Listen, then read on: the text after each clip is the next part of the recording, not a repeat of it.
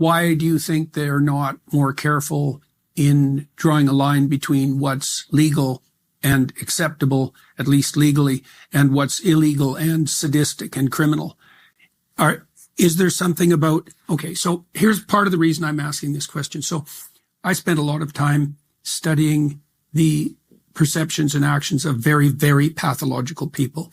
And one of the things that is interesting about serial sexual killers, for example, is that their behavior tends to accelerate across time. And there's a very specific reason for this. So sex has an intrinsically rewarding nature, but that the nature of anything that's rewarding can be heightened by novelty. So because novelty itself, if it's in the right dose, is also gives you a dopaminergic kick.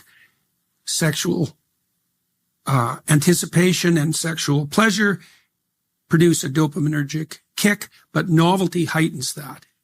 Okay, so what that tends to mean, especially if you're overdoing it, let's say, is that you want to stay on the novelty edge, right? So what you see with serial killers, for example, who have a sexually sadistic twist is that the sadistic element in their crime accelerates across time as they search for that edge to stay where things are maximally gratifying. And so there's reasonable evidence that the same thing applies to pornography use online, is that maybe it starts out with relatively vanilla displays, but then it progresses to more and more graphic displays, and then past graphic, there's kinky, and past kinky, there's violent, and past violent, there's violent and kinky, and that's not as far as it goes. And so you can also see this culturally.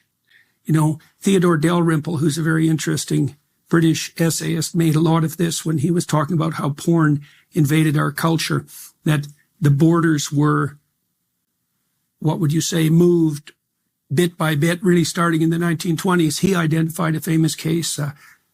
Who was the novelist? Lady Chatterley's Lover was banned as a pornographic novel in Great Britain, and it was quite sexually graphic, especially for the time. And that ban was overthrown, and he thought of that as although Dalrymple is a free speech advocate, he thought of that, the victory of, I can't remember who the author was, actually quite a renowned author, the victory for his novel as the entry point of the pornographication of the culture. Okay, but over the course of my life, I've seen in our culture the same thing that happens to people who become increasingly sexually perverse as they chase the novelty edge. Because when I was very young, let's say, it was Playboy that broke the barrier fundamentally, right? That was Hugh Hefner, and Playboy was a relatively sophisticated magazine for a porn magazine. Most of the images of women were nudes, but not sexually explicit nudes, merely nudes. And there was a lot of journalism in Playboy and some very good writing. And Hefner kind of marketed that as bohemian 1950s, freedom and equality between men and women, the cool single person who was willing to explore their sexuality in a creative manner. And that was Playboy. And of course, that empire lasted for quite a long time. But then after Playboy came Penthouse, and Penthouse was much more sexually graphic, a lot more explicit. And after Penthouse came Hustler, and Hustler started to move into you might call it into the domain of severely bad taste. And that was certainly the case. And then, by the time then Hustler metamorphosed into, dozens and dozens of magazines that concentrated on every fetish you could possibly imagine.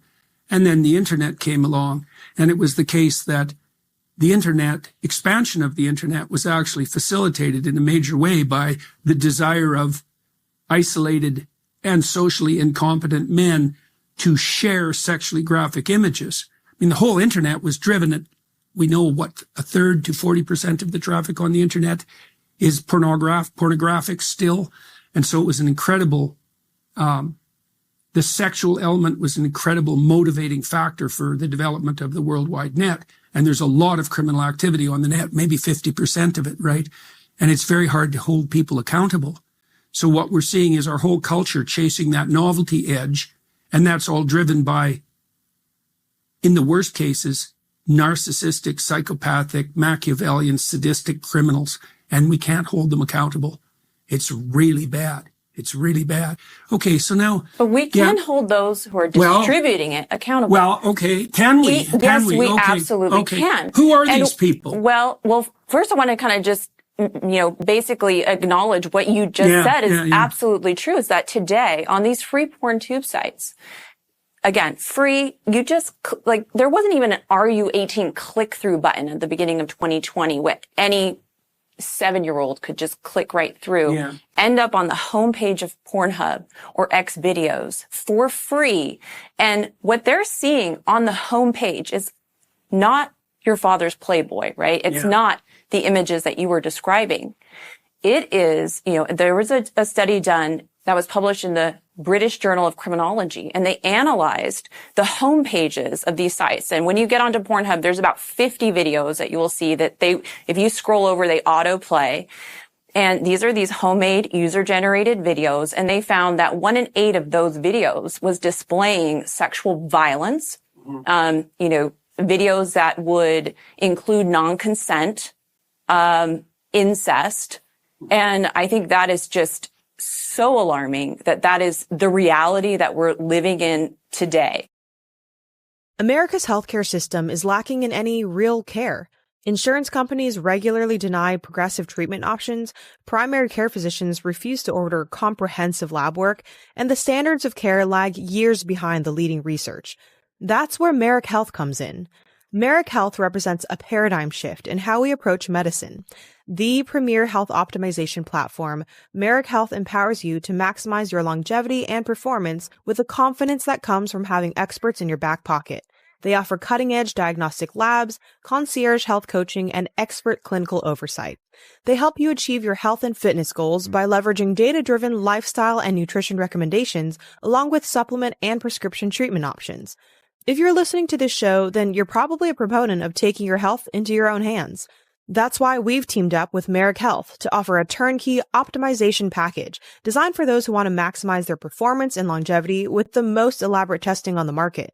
You'll receive extensive lab work, thorough lab reports, video calls with Merrick's health experts, and expedited onboarding. Go to merrickhealth.com/Peterson and use code Peterson to get the same panel and medical oversight I get and save 10% at checkout. That's merrickhealth.com/Peterson and use code Peterson at checkout. Well, exposure also desensitizes, right? So if you're a therapist and you want to reduce the anxiety that someone feels, well, I can give you an example. I had a client one time who was a vegetarian, and but this person was a vegetarian because they were really terrified of life and of death and couldn't go into a grocery store. And so because of the displays of meat. And one of the things that I did was bring them to a store that was closer and closer to an actual butcher store and have them look, because that's what you do. You have people look at what it is that they're terrified of.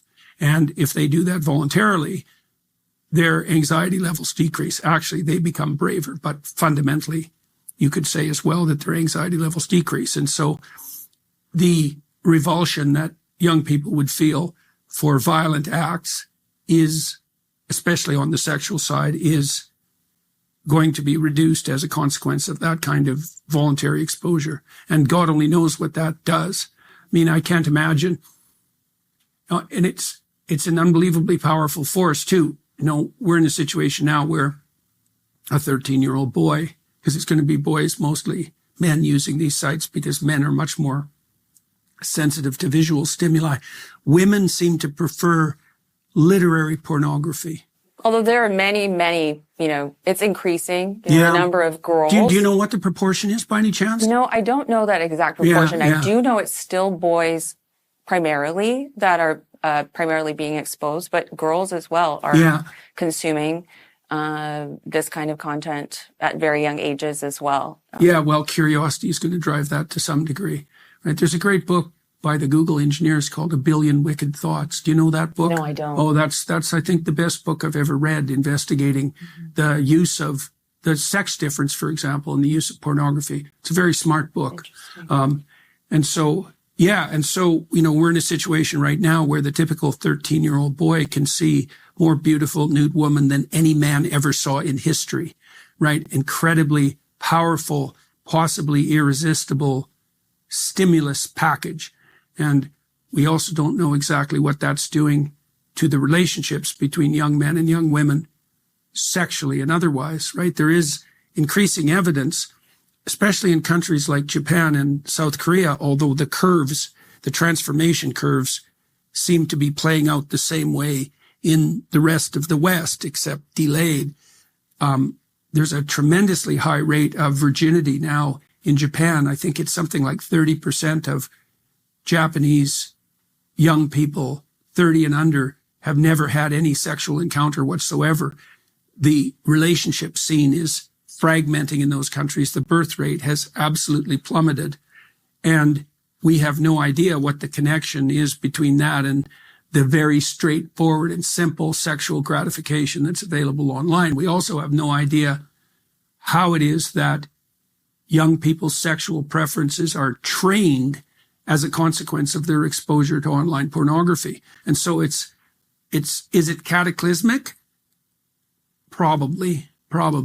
It's an insanely powerful technology. And I've been thinking about this too, is that we misapprehend what's happening because it's easy to think that the women on Pornhub, for example, who are participating, the men as well, are just women, but they're not women in a way.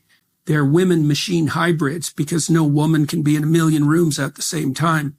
And you can think about that also with regard to sites like OnlyFans, is the women have been transformed into images that can be propagated everywhere. And that's a insane technological revolution. And it's also very possible for young women to monetize their beauty, right? And tempting for them to do that because, well, a small proportion of them can make a very large amount of money and in a manner that appears easy and also that draws a lot of attention. And so if you have a narcissistic tilt or if you've been isolated and are lonely and need attention, then that's a hell of a way to get it.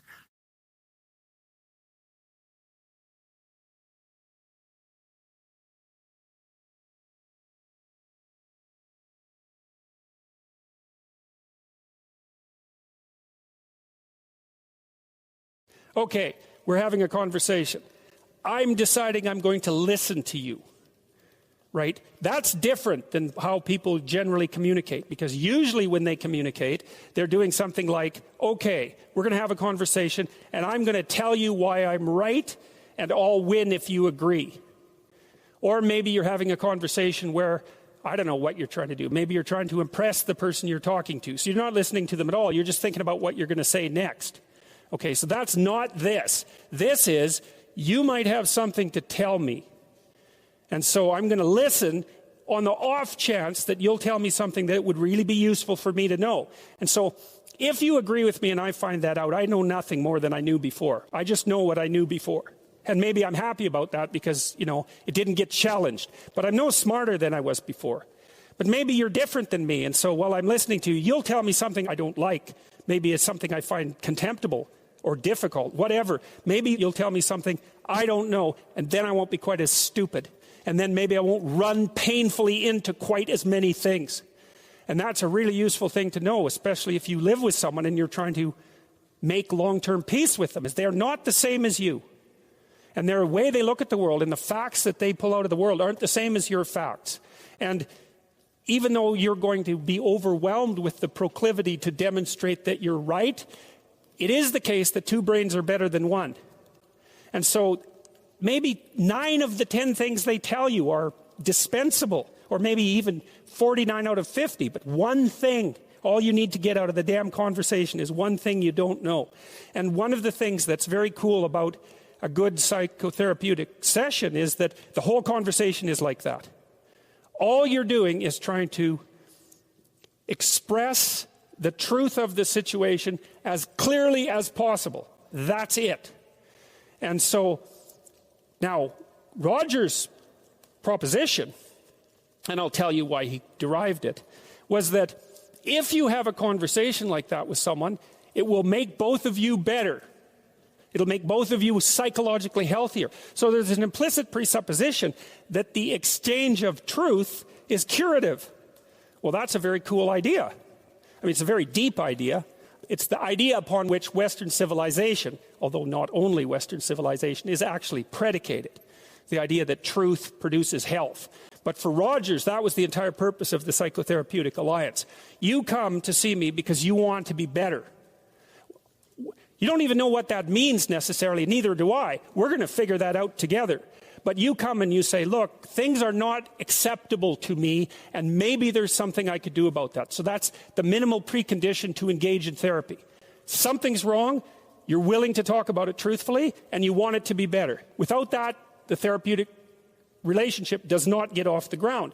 And so then you might ask, well, what relationships are therapeutic? And the answer to that would be, if you have a real relationship, it's therapeutic. If it isn't, what you have is not a relationship. God only knows what you have. You're a slave, they're a tyrant. You know, you're both butting heads with one another. It's a primate dominance hierarchy dispute. Oh, I don't know, you're like two cats in a barrel or two people with their hands around each other's throats. But what you have is not a relationship. One of the things I try to do in my therapeutic sessions is, first of all, to listen, to really listen. And then, while I listen, I watch. And while I'm listening, things will happen in my head. You know, maybe I'll get a little image of something, or I'll get a thought or a question will emerge, and then I'll just tell the person what that is. But it's sort of directionless, you know. It's not like I have a goal, except that we're trying to make things better. I'm on the side of the part of the person that wants things to be better, not worse. And so those parts of us have a dialogue, and the consequence of that dialogue is that certain things take place, and then I'll just tell the person what happened. And it isn't that I'm right. That's not the point. The point is that they get to have an hour where someone actually tells them what they think. Here's the impact you're having on me. This is making me angry. This is making me happy. This is really interesting. This reminds me of something that you said an hour ago that I don't quite understand. And the whole point is not for either person to make the proposition or convince the other that their position is correct, but merely to have an exchange of experience about how things are set up. And it's extraordinarily useful for people, because it's often difficult for anyone to find anyone to talk to that will actually listen. And so another thing that's really strange about this listening is that if you listen to people, they will tell you the weirdest bloody things so fast you just cannot believe it. So if you're having a conversation with someone and it's dull, it's because you're not listening to them properly, because they're weird. They're like wombats or albatrosses or rhinoceroses or something. Like, they're strange creatures. And so if you were actually communicating with them and they were telling you how weird they really are, it would be anything but boring. And you can ask questions. That's a really good way of listening. But one of Roger's points is, well, you have to be oriented properly in order to listen. And the orientation has to be, look, what I want out of this conversation is that the place we both end up is better than the place we left. That's it. That's what I'm after. And if you're not after that, you got to think, why the hell wouldn't you be after that? What could you possibly be after that would be better than that? You walk away smarter and more well-equipped for the world than you were before you had the conversation, and so does the other person. Well, maybe if you're bitter and resentful and angry and anxious and, you know, generally annoyed at the world, then that isn't what you want. You want the other person to walk away worse, and you too, because you're full of revenge. But, you know, you'll get what you want if you do that. So we know from our research that such empathic understanding with a person, not about him, is such an effective approach that it can bring about major changes in personality. Some of you may be feeling that you listen well to people and that you have never seen such results. The chances are very great that you have not been listening in the manner that I've described. Fortunately, I can suggest a little experiment that you can do to test the quality of your understanding. The next time you get into an argument with your wife or your friend or a small group of friends, stop the discussion for a moment and, for an experiment, institute this rule. Each person can speak up for himself only after he has first restated the ideas and feelings of the previous speaker accurately. What accurately means is they have to agree with your restatement. Now, that's an annoying thing to do, because if someone is talking to you and you disagree with them, the first thing you want to do is take their argument, make the stupidest possible thing out of it that you can. That's the straw man, and then demolish it.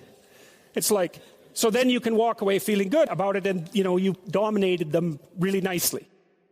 But that isn't what you do. You say, okay, well, I'm going to take what you told me, and maybe I'm even going to make your argument stronger than the one you made. That's useful if you're dealing with someone that you have to live with, because maybe they can't bloody well express themselves very well, but they have something to say.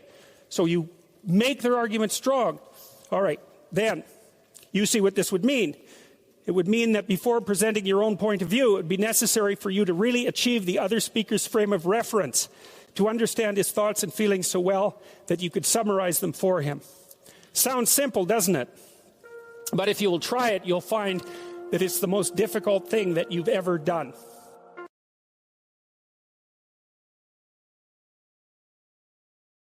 So imagine you're dealing with someone who's hoarding. Now, people who are hoarding are often older or neurologically damaged, or they have obsessive compulsive disorder. But then you walk into their house and there's like 10,000 things in their house. There's maybe 100 boxes, and you open up a box, and in the box there's some pens and some old passports and some checks and their collection of silver dollars and some hypodermic needles and some dust and, a dead mouse. And there's boxes and boxes and boxes like that in the house. It's absolute chaos in there. Absolute chaos, not order. Chaos.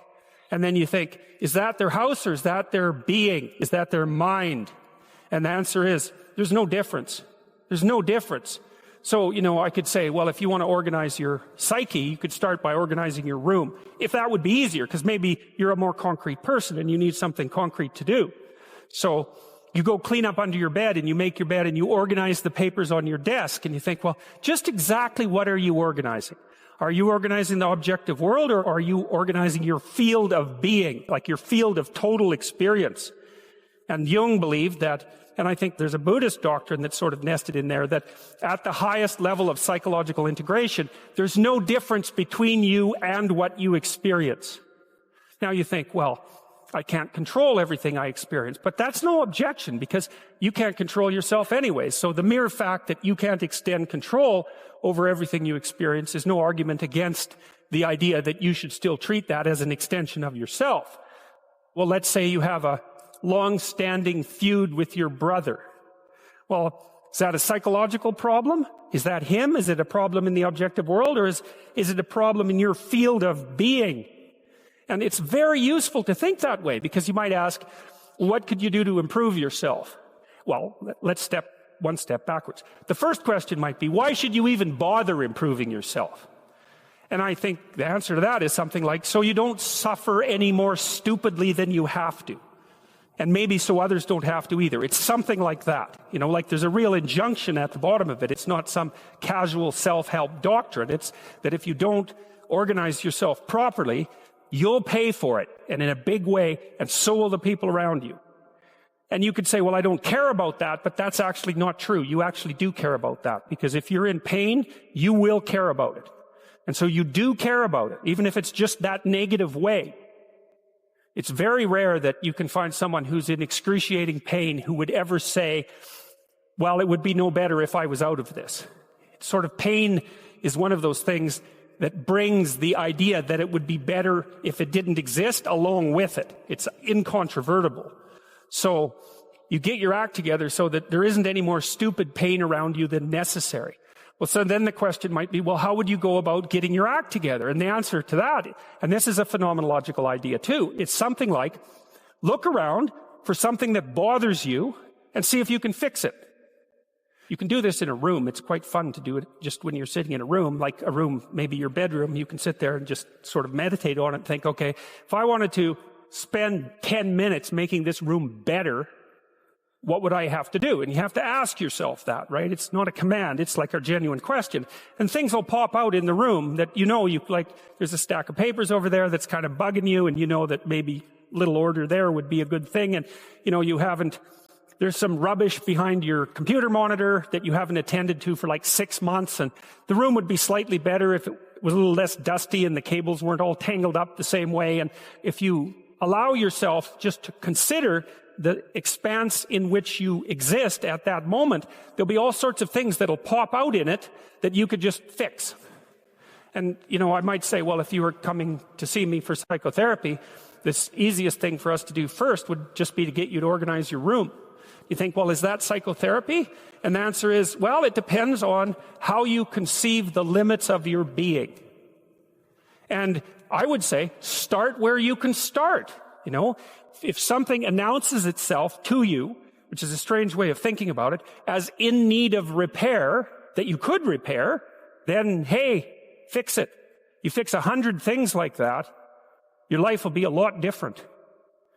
I often tell people too, fix the things you repeat every day, because people tend to think of those as trivial, right? You get up, you brush your teeth, you have your breakfast, you have your routines that you go through every day. Well, those probably constitute 50% of your life. And people think, well, they're mundane, I don't need to pay attention to them. It's like, no, that's exactly wrong. The things you do every day, those are the most important things you do. Hands down. All you have to do is do the arithmetic. You figure it out right away. So 100 adjustments to your broader domain of being, and there's a lot less rubbish around and a lot fewer traps for you to step into. And so once you've got your mind and your emotions together, and once you're acting that out, then you can extend what you're willing to consider yourself and start fixing up the things that are part of your broader extent. It's a very interesting thing to do. I like the idea of the room because you can do that at the drop of a hat. You go back to where you live and sit down and think, okay, I'm going to make this place better for half an hour. What should I do? You have to ask. And things will just pop up like mad. And it's partly because your mind is a very strange thing. As soon as you give it a name, a genuine aim, it'll reconfigure the world in keeping with that aim. That's actually how you see to begin with. And so if you set it a task, especially, you have to be genuine about it, which is why you have to bring your thoughts and emotions together, and then you have to get them in your body so you're acting consistently. You have to be genuine about the aim, but once you aim, the world will reconfigure itself around that aim, which is very strange. And it's technically true.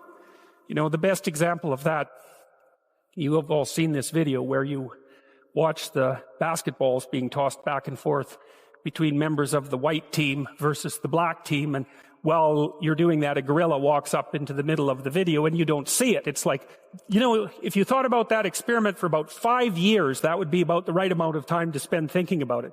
Because what it shows you is that you see what you aim at. And that, man, if you can get one thing through your head as a consequence of even being in university, that would be a good one. You see what you aim at. And so because one inference you might draw from that is, be careful what you aim at. Right? What you aim at determines the way the world manifests itself to you.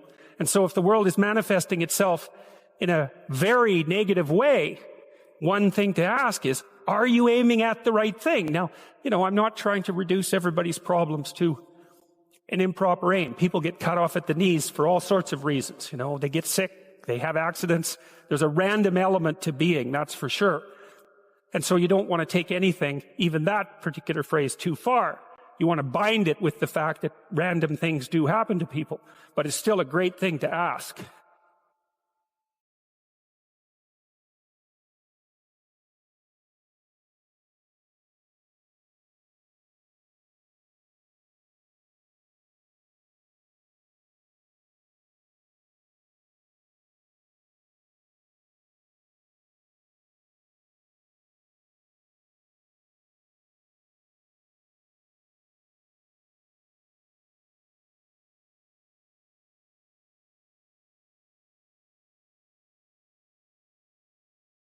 This idea in Jungian psychology called the circumambulation. And Jung had this idea that you had a potential future self, which would be in potential everything that you could be.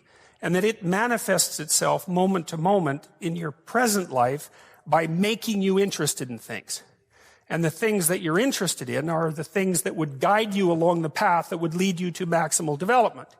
Now, it sounds like a metaphysical idea or a mystical idea even, but it's not. It's not. It's a really profoundly biological idea. The idea is something like, well, You're set up so that you're automatically interested in those things that would fully expand you as a well-adapted creature. Well, like, there's nothing radical about that idea. What else could possibly be the case? Unless there's something fundamentally flawed about you, that is what the situation would be. It's kind of interesting to think about how that would be manifest moment to moment, but the idea is something like, well, your interest is captured by those things that lead you down the path of development.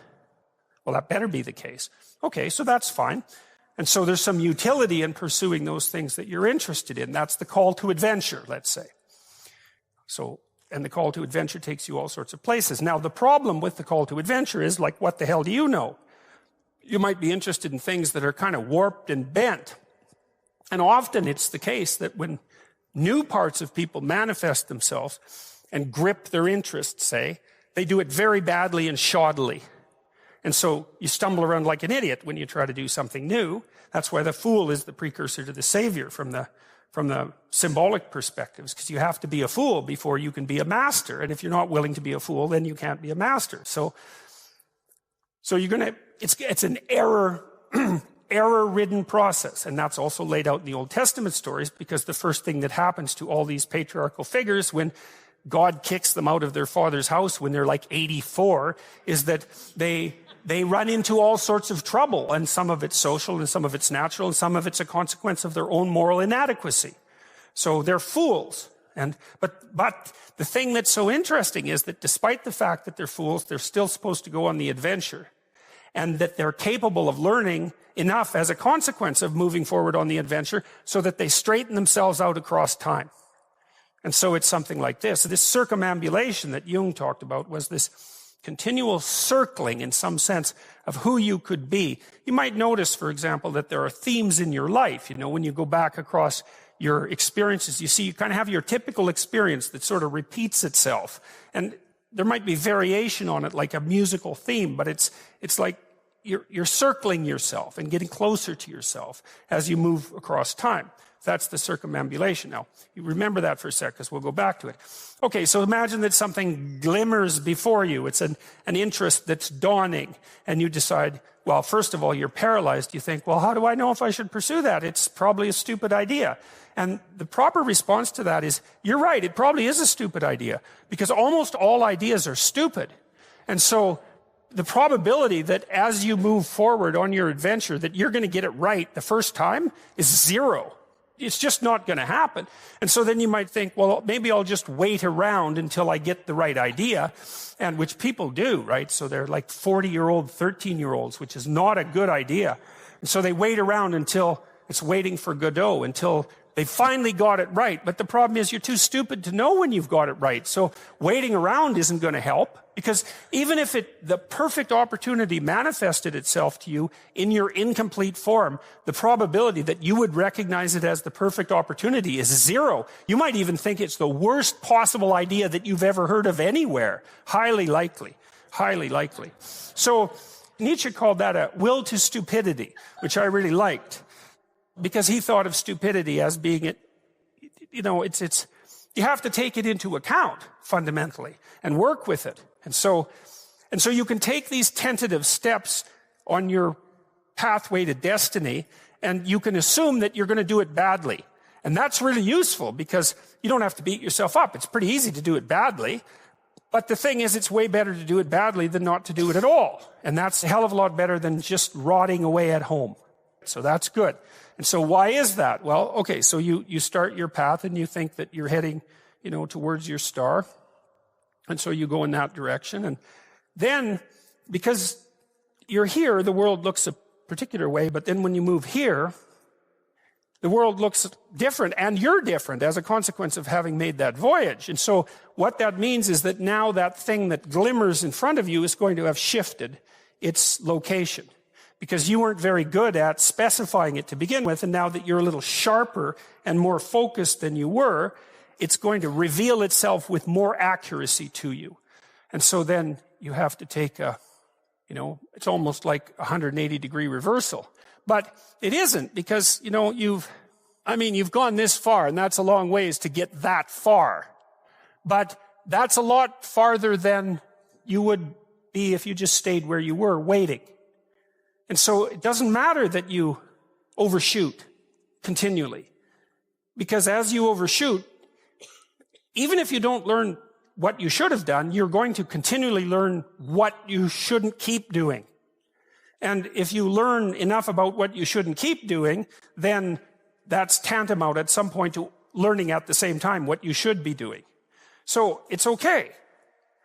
Now, what's cool about it, though, I think, is that as you progress, the degree of overshooting starts to decline, right?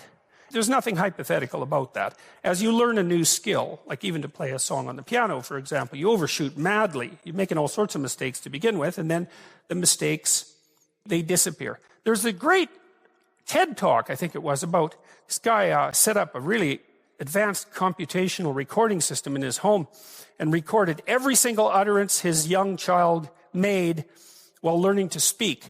And then he put together the child's attempts to say certain phonemes and put them in a list, and you can hear the child deviating madly to begin with, and then after hundreds and hundreds of repetitions, just zeroing right in on the exact phoneme. So you might not know this, but when kids babble, because they start babbling when they're quite young, they babble every human phoneme, including all sorts of phonemes that adults can't say.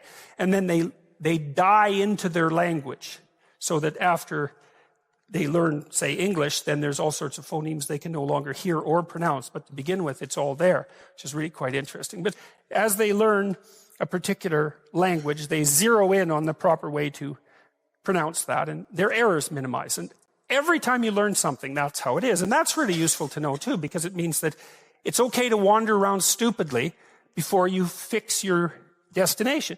Now, you see that echoed in Exodus, right? Because what happens is that the Hebrews escape a tyranny, which is kind of whatever you do personally and psychologically when you escape from your previous set of stupidly held and ignorant and stubborn axioms. It's like away from that tyranny. It's like, great, I freed myself from that. Well, then what? Well, you'd think, well, now I'm on the way. It's no, you're not. Now you're in the desert where you wander around stupidly, and worship the wrong things until you finally organize yourself morally again and head in the proper direction. So that's worth knowing too, because you think, well, I got rid of a lot of things, excess baggage that I didn't need in my life, and now everything's okay. It's like, no, it's not. You've got rid of a whole set of scaffolds that were keeping you in place, even though they were pathological. And now you have nothing, and nothing actually turns out to be better than something pathological, but you're still stuck with the problem of nothing. And that's exactly why Exodus is structured the way that it is. It's that you escape from a tyranny. It's, hooray, we're no longer slaves. Yeah, well, now you're nihilistic and lost. It's not necessarily an improvement. It's also useful to know that, because you can also be deluded into the idea that, imagine that you're trying to become enlightened, which might mean to turn all those parts of you on that could be turned on. You think, well, that's just a linear pathway uphill. It's just from one success to another. No, it's not. It's like, here you are, and you're not doing too badly, and the first step is a complete bloody catastrophe. It's worse. And then maybe you can pull yourself together, and you hit a new plateau, and then that crumbles and shakes, and bang, it's worse again. And so, because part of the reason that people don't become enlightened is because it's punctuated by intermittent deserts, essentially, by intermittent catastrophes. And if you don't know that, well, then you're basically screwed, because you go ahead on your movement forward and you collapse and you think, well, that didn't work, I collapsed. It's like, no, that's par for the course. It's not indication that you failed, it's just indication that it's really hard. And that when you learn something, you also unlearn something. And the thing you unlearned is probably useful, and unlearning it actually is painful. Let's say if you have to get out of a bad relationship. There isn't any relationship that's 100% bad. And so when you jump out of it, well, maybe you're in better shape, but you're still lonesome and disoriented, and you don't know what your past was, and you don't know what your present is, and you don't know what your future is. That's why people stay with the devil they know instead of, looking for the devil they don't know. So anyways, the fact that you're full of faults doesn't mean you have to stop. And thank God for that. That's a really useful thing. And the fact that you're full of faults doesn't mean that you can't learn. And so you can posit an ideal, and you're going to be wrong about it, but it doesn't matter, because what you're right about is positing the ideal, moving towards it. If the actual ideal isn't conceptualized perfectly, well, first, surprise, surprise, because like, what are you going to do that's perfect? So it doesn't matter that it's imperfect. It just matters that you do it and that you move forward. So that's really positive news as far as I'm concerned, because you can actually do that, right? You can do it badly. Anyone can do that. So that's useful.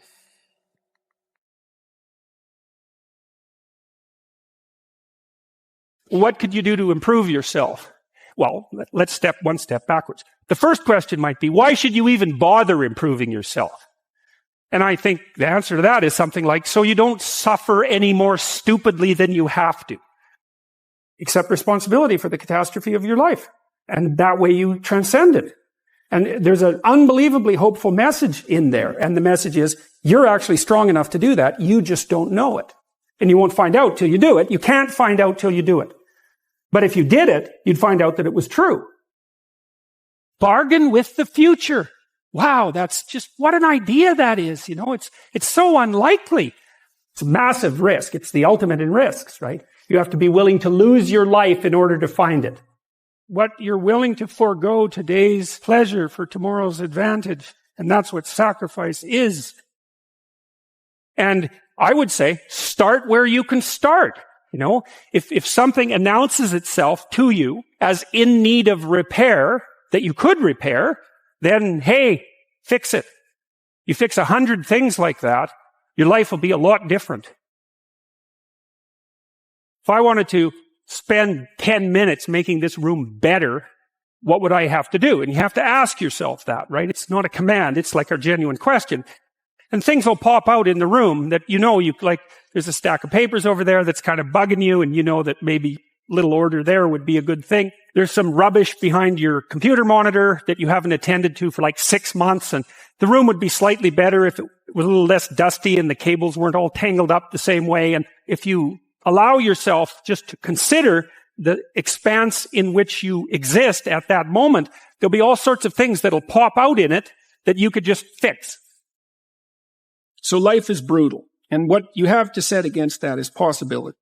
So I would say if you're 16 and your life isn't so happy, it's like, look around and see if there are opportunities that people are granting you, even imperfect opportunities, because they're going to be imperfect, that you could exploit in the proper way and learn and grow. But the fundamental lesson, the more fundamental lesson that's underneath that is, don't let what you are stop you from being what you could be. So imagine that there's you and there's the potential inside you, whatever that is, you know. And potential is an interesting idea because it represents something that isn't yet real, yet we act like it's real. And that potential is partly what you could be if you interacted with the world in a manner that would gain you the most information.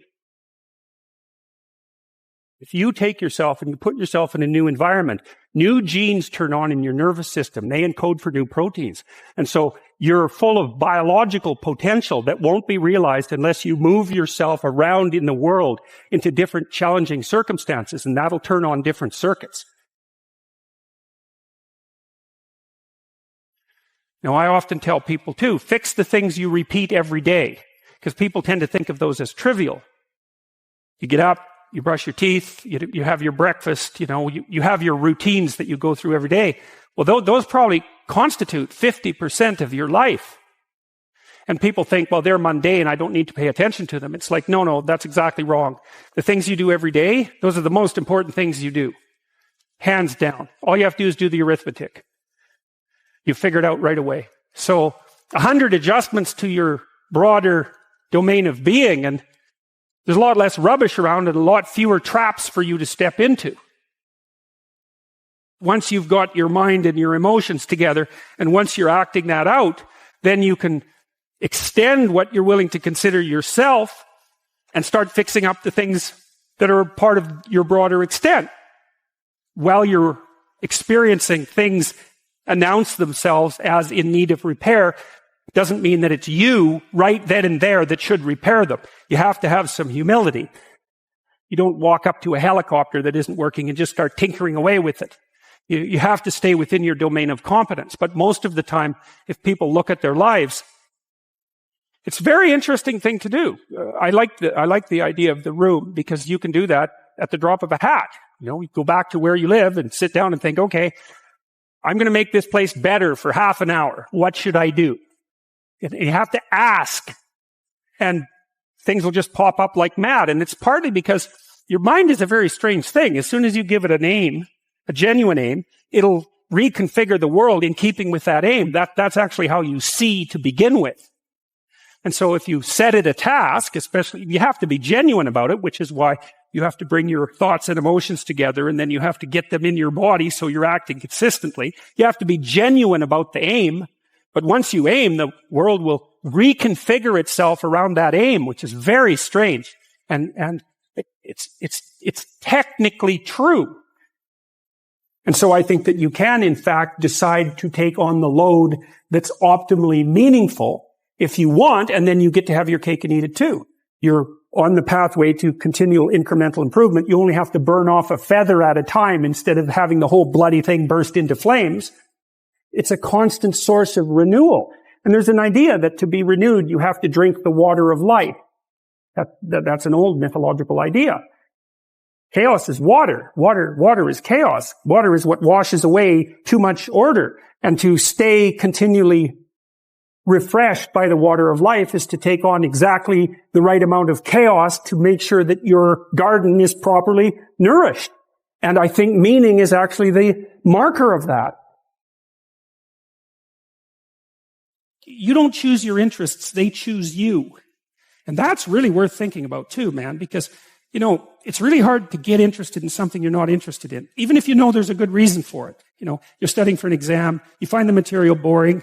Anything will be more interesting than the studying. Even though you know that that's what you need to do, you can't voluntarily grab yourself by the scruff of the neck, let's say, and shake yourself and say, sit down and concentrate. Your mind will just go everywhere.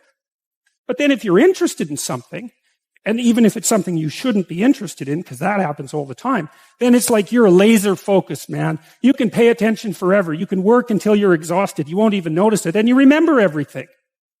It's like, okay, if you can't control your interest, what does? Your interest was being manipulated behind the scenes by unseen forces that were associated with your characterological development across time. That was the manifestation of the self. So the self is the potential you, let's say. And the way it operates in the present is by gripping your interest and directing it somewhere. And that's part of the instinct of self-realization. It's a mind-boggling idea, man. Really, it's the potential that you are has to manifest itself somehow in the here and now. It has to. And what better way than by directing your attention? It's like, it seems like this might be useful for you. Or maybe you get attracted to this person. Maybe you admire this person. That happens with kids a lot. They'll admire someone and then copy them. And you can see that that's obviously part of their developmental progression, right? It's a form of hero worship, but kids are very imitative and they hero worship at the drop of a hat.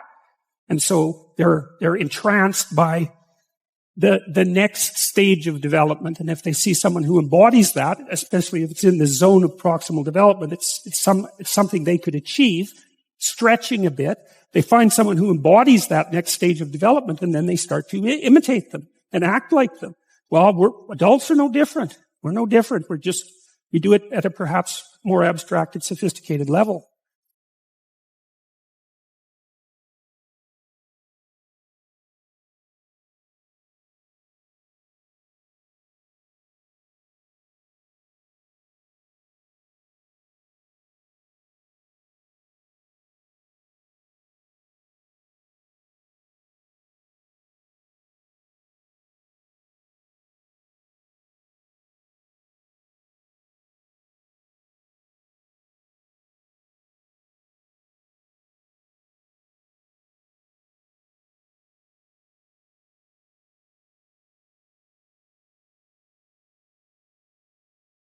There's this idea in the Old Testament that the fear of God is the beginning of wisdom, and it's a pretty harsh idea.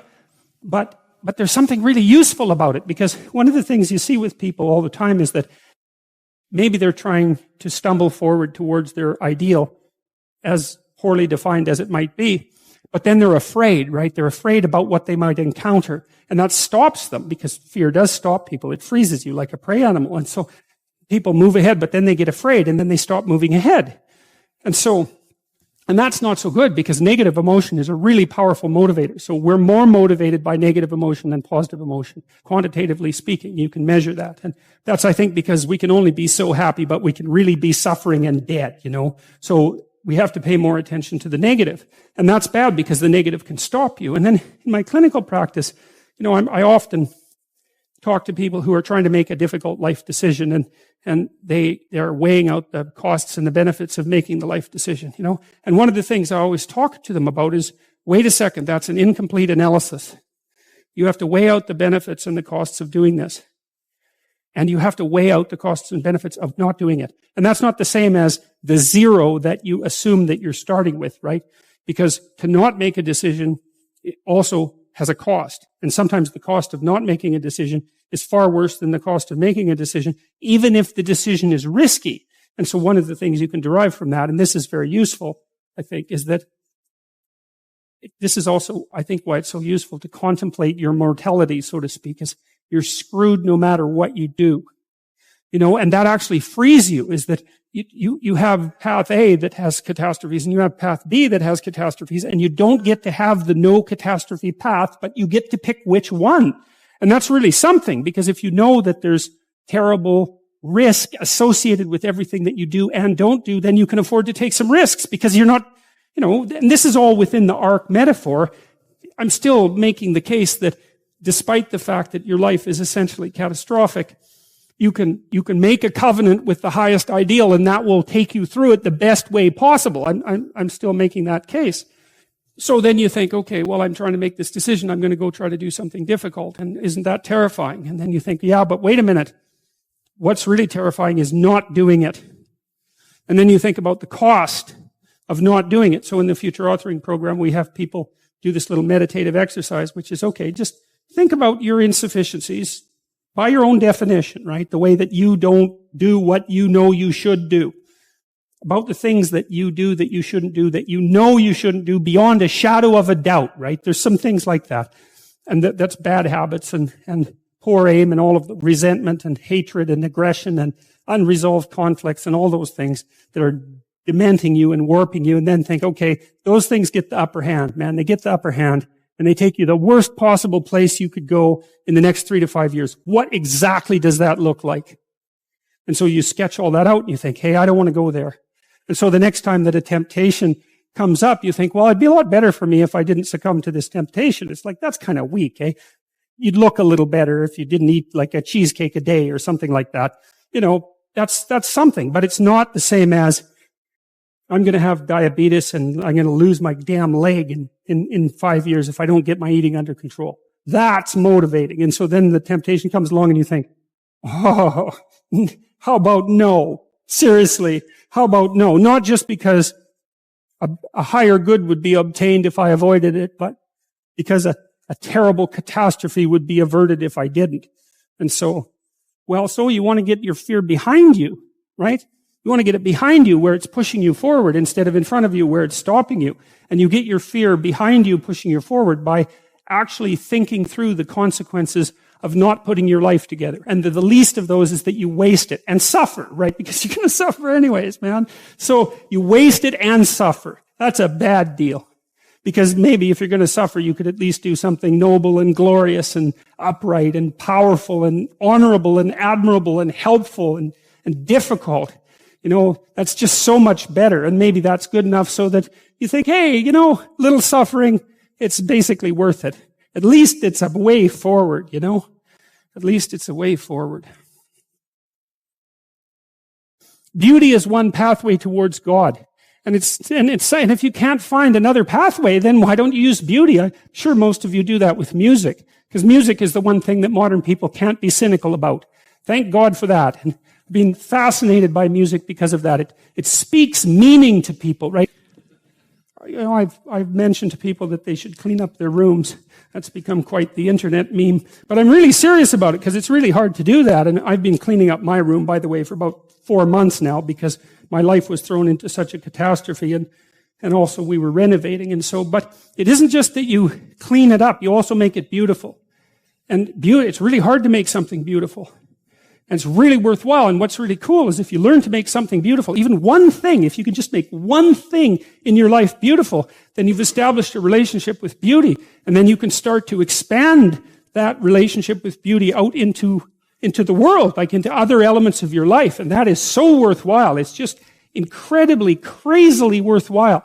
And that's an invitation to the divine. You know, you have to be daring to do that. And people are terrified of it. People are terrified of color. They paint their walls beige. They're terrified of art. They buy some mass-produced thing because they don't want anybody laughing at them for their lack of taste. Because what do you know, right? You have to develop it. And so you're going to stumble along and make mistakes to begin with. It's kind of hard on your self-esteem, but you're stumbling towards the kingdom of God. That's what you're stumbling towards when you try to make an aesthetic decision and to put something in your life that's beautiful. And it's unbelievably worthwhile to do that.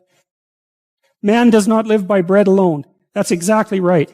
We live by beauty. We live by literature. We live by art. And literally, not metaphorically. We cannot live without it because life is too dismal and tragic in the absence of the sublime. And ourselves, we have to be sharp so that we can survive properly and orient the world properly and not destroy things, including ourselves. You are somewhere, you're a certain way, you're moving forward, something happens that you don't expect, it blows you into pieces, it introduces chaos, right? You face the dragon, you get the gold, or maybe the bloody thing eats you and the story is over. And then you get to where you're going. But then the question is, well, what happens when you get to where you're going? And that's a really important issue because one of the things that happens to people all the time in their life is that they get to where they're going and then they don't know what to do, right? So, for example, you graduate from university. It's like, okay, story over. Who are you now?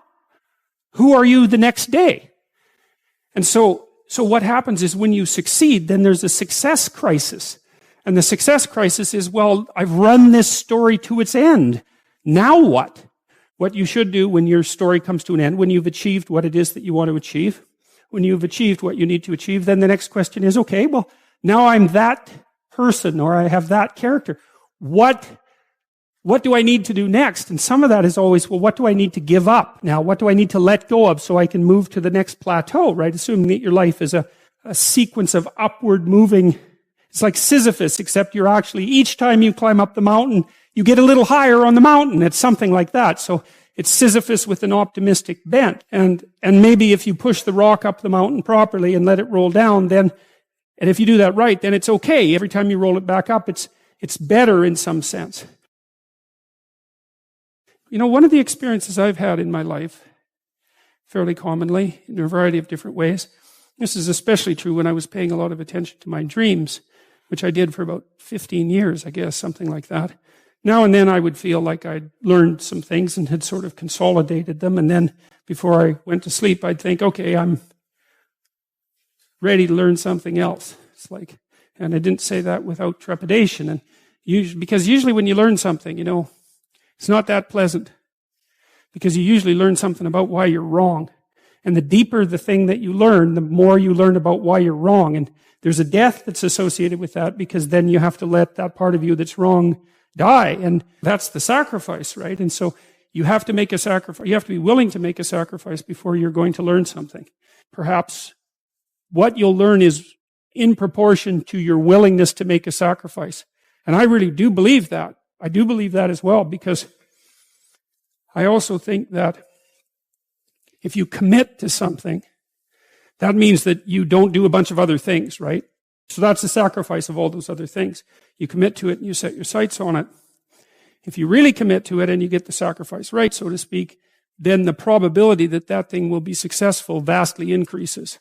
And I think that that's also not a naive way of thinking or a foolish way of thinking. My experience has been that that's the case.